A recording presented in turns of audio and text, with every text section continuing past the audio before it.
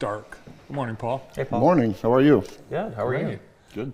Congrats to you. I want to compliment you as well and your crew and the cast for the improv that I was in the audience for last Saturday at Sand Hill Crane Vineyards. Thank you very much. It was great. Appreciate it. Well, I'm glad you thought so. That's good. That's good. Yeah, That's what we're trying for. We had actually one of our producers, Sean Burke, is in the cast. So we're kind of anxious to see if the guy is funny, and he is. Oh yeah, Sean's very funny. Yeah, he is. You trained him well, I guess. I don't know if we trained him. I think you trained him.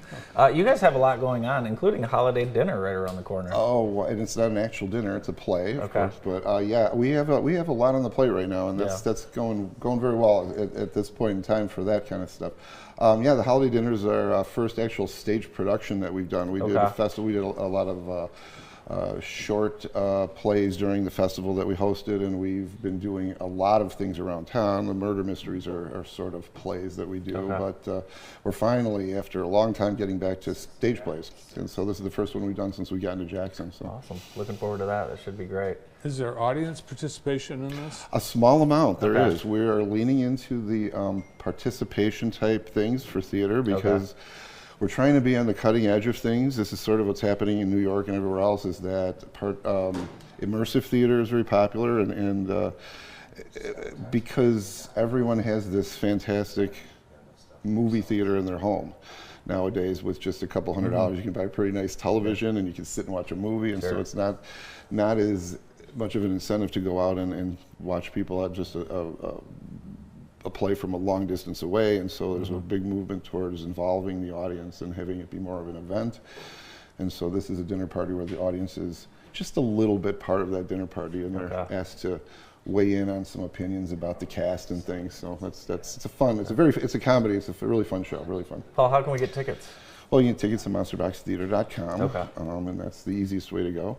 There's phone numbers on the posters and on the website if somebody needs to call in or that, but there's ticketing right on there, so that's the best way to go. Do you have classes that are open to the community? We are doing a lot of classes. We run them. We've been running short ones every 4 or 5 weeks, and we just started adding youth classes to the program as well. And we've got a young person's improv class starting in January, so that's a new thing coming up. But we ran our first session of that this fall, and every one of the kids begged us to redo it, so they loved it. And we're doing another class starting in January for that, and professional and adult classes too.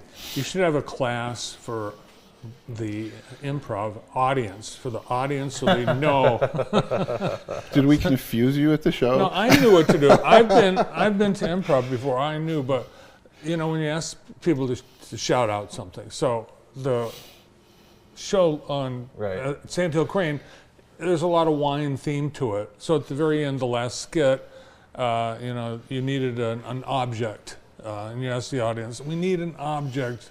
What's an object? We need an object." And everyone shouted out, "Wine," and that had been used all throughout the show. Well, what do you expect? You're serving people wine, and we had to support the venue. We try to do that everywhere we go as much as we can. Tell us about Pretty Funny.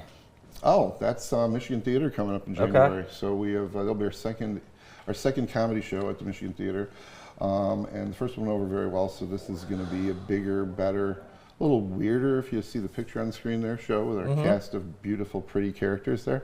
That is a similar show to what you saw the other day, Bart. It's an improv-based comedy show, but we try to do this more than just the typical improv games that you might see from an improv.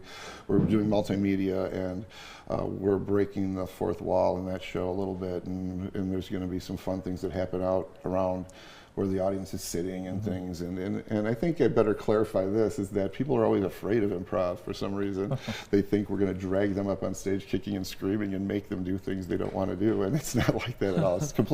You can vouch for me that it's completely voluntary, right? It is. In fact, you pass out a paper at the beginning, and one of the questions is, would you be interested in participating by going on stage, yes or no? So you protect people that don't want to. We don't want anybody to be afraid. Yeah. We want to have a good time and laugh a lot. Paul, what was your first introduction, if you can remember, to comedy and the performing arts when you were young? Oh my gosh! Well, I mean, I grew up with Saturday Night Live, and I'm originally from Chicago, which is the home of all improv. It was invented in Chicago, and interestingly, it was invented as a therapy for troubled youth. And the son of the woman who was doing that therapy went back to University of Chicago, where he was attending school and taking theater classes, and brought it to his theater group and started performing it as a performance. But Second City is still a huge staple there. It's where all those people come from. So many names we all know are from improv. And it's just a fun, challenging, exciting way to do comedy, and it's something that's very difficult actually to do, because you're doing so much on stage. It's not a pre-practiced script. It's all on the spot, and you have to have a certain talent and braveness to do it. So we enjoy it a lot, and we like to put a lot of extra into it and make it a fully rounded show. So that we had some video and things, if you remember, and we will be doing quite a bit of that at the Michigan Theater Show as well. Yeah, I was pleasantly surprised. It was really well done. Now, people that want to do improv, you have classes, so there are probably people that just aren't funny and just maybe aren't.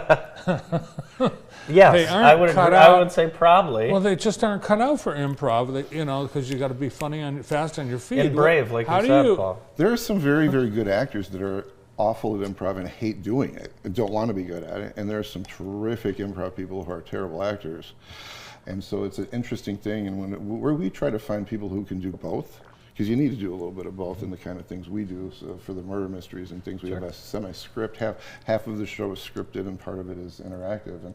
And so it's an interesting mix of things. But everyone's a little bit funny, I think. It just depends on if they're trying to be or not, I think, sometimes. But I know a couple people that aren't.